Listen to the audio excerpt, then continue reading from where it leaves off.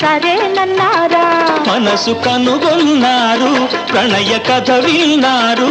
మనసు కనుగొన్నారు, ప్రణయ కథ విన్నారు.